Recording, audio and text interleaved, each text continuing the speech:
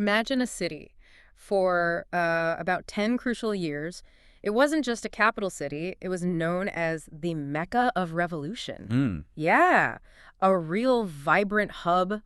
Freedom fighters, thinkers, revolutionaries from, well, all over the globe came together there. They strategized, they built this incredible solidarity. That's right. And today, that's where we're going. We're taking a deep dive into Algeria and its really extraordinary fight against colonial rule.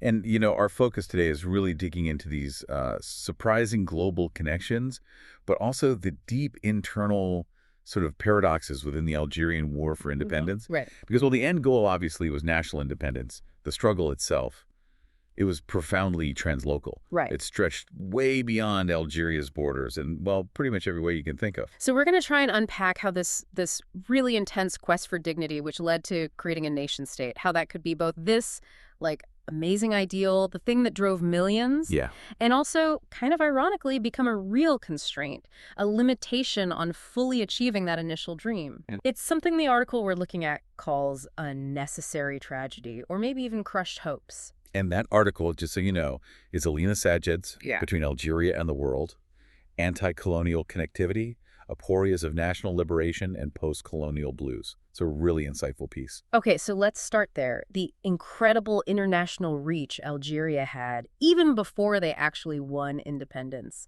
It's kind of hard to picture, isn't it? Algiers as this, like, global revolutionary nerve center. It really is. And what's fascinating is this concept scholars call anti-colonial connectivity. Okay. The Algerian FLN, the main liberation front, they weren't fighting alone in a vacuum, not at all. Yeah. They were actively building these lateral links, connections with movements in Vietnam, the Black Panthers over the U.S., Palestine, loads of others. Wow. And these weren't just like symbolic handshakes. These connections were absolutely vital to the FLN's whole strategy. Some practical links, too. Oh, absolutely. Yeah. This whole approach, and really the Algerian struggle itself, was key in generating what people started calling the Third Worldist momentum. Right, that whole movement. Exactly. Their fight wasn't just in Algeria. It was global. Everything from logistics, getting supplies, to their core beliefs, their ideology, their battle plans. The whole train of struggle was, as Sajed puts it, translocal. Okay, so let's break that down. The FLN knew they couldn't just win militarily against France. Right. That wasn't feasible. Right. So this is where it gets really interesting. They launched what someone called a diplomatic revolution. Exactly that, a diplomatic revolution. They were incredibly savvy about using the global stage. How so? Well, take their early presence at the Bandung Conference. That was April 1955. They were part of a United North African delegation there. And that was huge. Why was Bandung so important? Because they managed to get a firm statement of support for Algerian independence from all those governments attending. Imagine the boost to morale back home.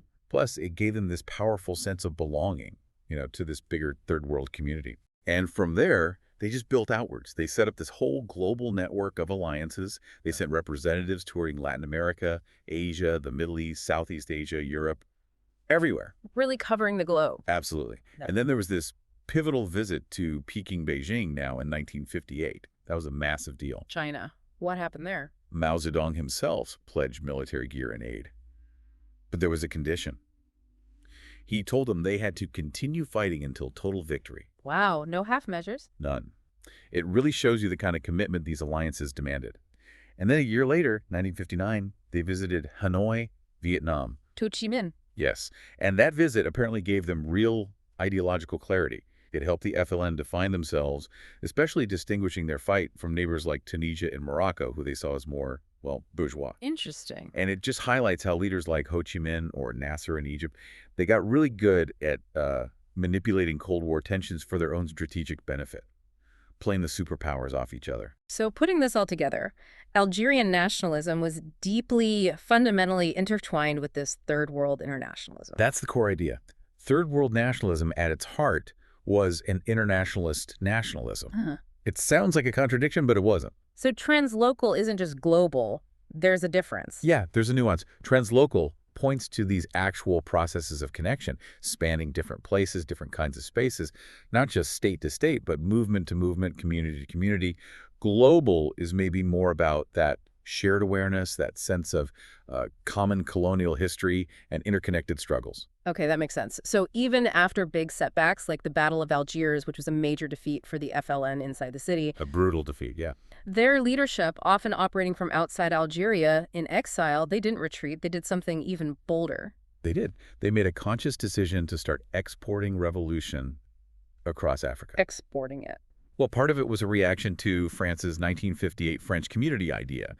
France was trying to keep economic control, basically, while granting limited political sovereignty. Neocolonialism in the making. Pretty much. And this French proposal really split African nations. You had the strongly anti-imperialist camp, think Guinea under Sékou Touré, Ghana under Nkrumah. They became really strong FLN allies. Okay. And then you had others who were more inclined towards France. The FLN realized that building their own nation, their own space, really depended on embedding themselves in what the article calls an ideologically sustainable translocal terrain. Yeah. They needed allies who shared their vision. And you can see that strategy in action, right? They opened permanent FLN offices in places like Accra and Ghana and Conakry and Guinea. Exactly. And they were even supporting leftist opposition groups in neighboring Morocco and Tunisia, they're sometimes rivals, while being based in exile themselves. Shows how fluid things were. There's that quote from their newspaper, El Mujahid: "We Algerians do not disassociate the combat we are waging from that of the Rhodesians or the Kenyans." That's such a clear statement of that broader connection. It really is. And, it's worth mentioning the connection with Cuba here. Castro's revolution. Yeah, the Cuban Revolution was happening roughly concurrently, 1953 to 59. And there was this, instant affinity, mutual inspiration between the Algerians and the Cubans, especially that model of exporting revolution. Interesting parallel. And the FLN also got really innovative with media. By 1961, even though they were largely operating outside Algeria, they'd set up something like 63 radio transmission stations. 63? Wow. What for? To broadcast back into Algeria. The goal was to unite Algerians with a single cognitive map of the world, basically, and really instill this tiers mondis, the third worldist viewpoint, painting that picture of a global struggle they were part of. So connecting people ideologically through the airwaves. Precisely. Which brings us then to this central tension, this paradox. Yeah. The nation state itself, it was the goal, right, the culmination of decolonization. The ultimate prize. But, as the source suggests, it often ended up becoming a kind of straitjacket. A straitjacket? How? Well, think about Frantz Fanon. He was a psychiatrist from Martinique, deeply involved with the FLN, a major theorist of liberation. He had a really nuanced take on this. What did Fanon say? He argued that national consciousness, building that national identity, was absolutely vital. It was the necessary step to even get to an international dimension. He actually said skipping the national stage would be a serious mistake. So you needed the nation first. For Fanon, yes. The nation-state was a historical necessity. But, and this is key, he saw it as a transitional stage, not the final endpoint. Okay. And after independence in 1962, Algeria's actual foreign policy, it stayed incredibly committed to that anti-colonial solidarity, didn't it? Sometimes, apparently, even when it hurt Algeria itself. It really did. It was like a Fanonist foreign policy put into practice. Right. Algeria was absolutely central in setting up the Organization for African Unity, the OAU. Right. And they didn't just talk the talk. They provided serious, bold military support to other revolutionary movements. They saw themselves as, and I quote, the gateway for Cuba and Yugoslavia into Black Africa. That's a powerful self-image. Isn't it? Yeah. And you have President Ahmed Ben Bella, Algeria's first president, at the OAU meeting in 1963. He makes this incredibly passionate plea for a bank of blood, for liberation fighters still fighting elsewhere. A bank of blood. Wow. It's a visceral image. But it also highlights the paradox, right? How could a sovereign state, now concerned with its own borders, its own stability, maintain the same kind of revolutionary flexibility, the agility that the FLN had as a transnational movement before independence? That's the crux of it, isn't it? That tension. Exactly. So what happened to that initial dream of liberation then? That heroic liberationist discourse that inspired so many? Did it just fade? Well, it often seemed to morph, didn't it? It transformed into a heroic narrative of nationhood. And focusing inward on the nation, unfortunately, sometimes led to internal suppression. How so? The post-colonial state, not just in Algeria, but in many places, became really preoccupied with policing the boundaries of its identity, defining who belonged and who didn't. And who suffered because of that? Sadly, it often meant the marginalization, even persecution, of certain groups. The article mentions women and minorities, whether those were ethnic, religious, or sexual minorities. Are there specific examples from Algeria? Yes. Think about the Sands War in 1963. This was a border conflict with Morocco shortly after independence. Right. And it really forced the new Algerian state to suddenly focus on defining and defending rigid physical borders. That's a very different reality from the FLN's earlier, much more fluid transnational way of operating across borders. A shift from movement to state. Precisely. And then internally, you had serious dissent brewing within the FLN itself. These weren't minor disagreements. They were real power struggles. Yes, like the Tlemcen group versus the Tizi group. These represented different regional bases, different ideas about the future direction of the state.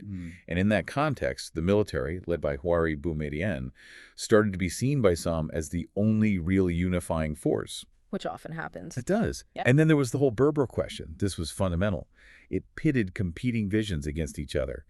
Algerie Arabo-Musulmane and Arab-Muslim Algeria versus Algerian, which was perhaps a more secular, multicultural vision. And that had real consequences. Absolutely. It led to what's called the Berberist crisis.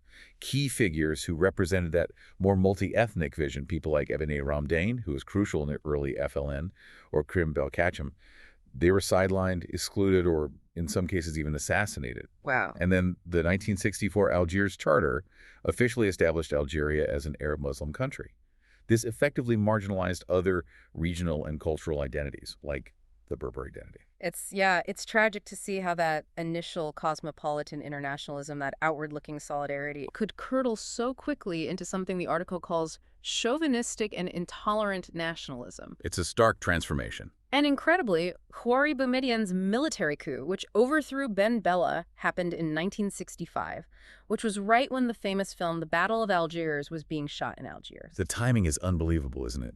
Some observers apparently felt that Fanon, the great theorist of their revolution, would have been a prophet without honor in the Algeria that was emerging. To really get a feel for this difficult transition, this disillusionment perhaps, there's an art installation you mentioned, Boutra Khalili's Foreign Office from 2018. Yes, it's a really powerful piece.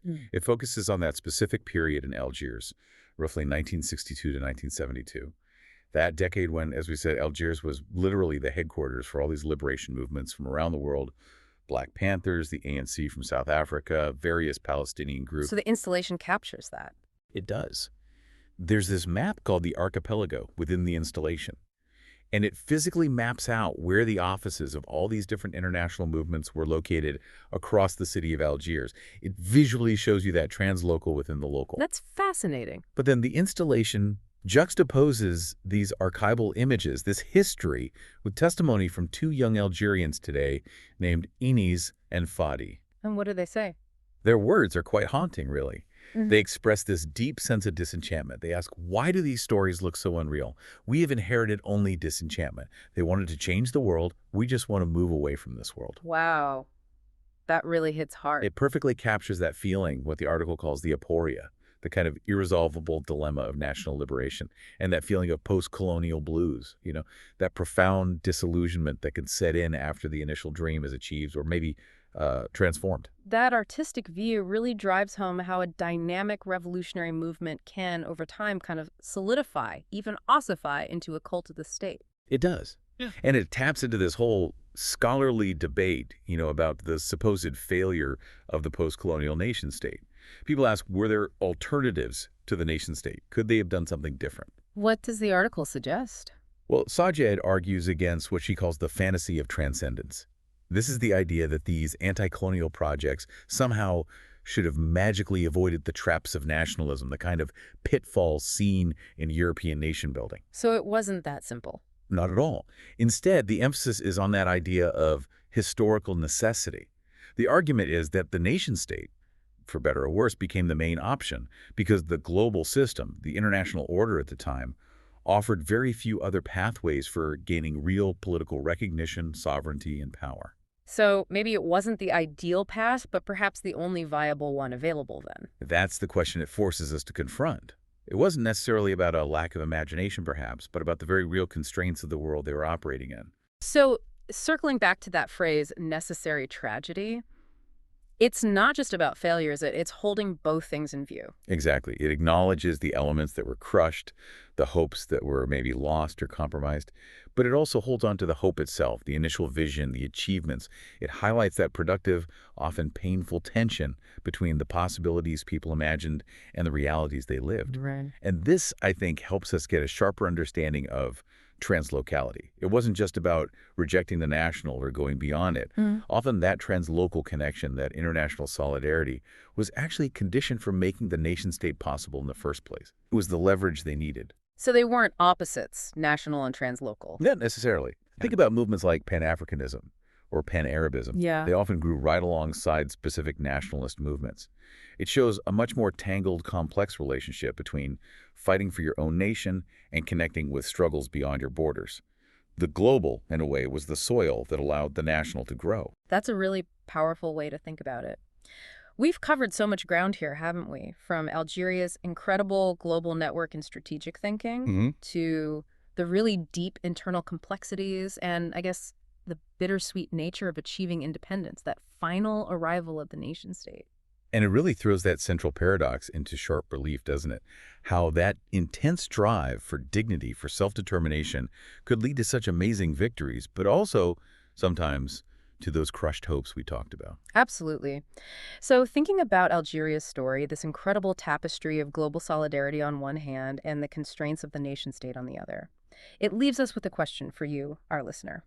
What tensions between that kind of high idealism and the messy practicalities of power do you see playing out in our world today, whether that's within nations or maybe on the global stage itself, something to mull over?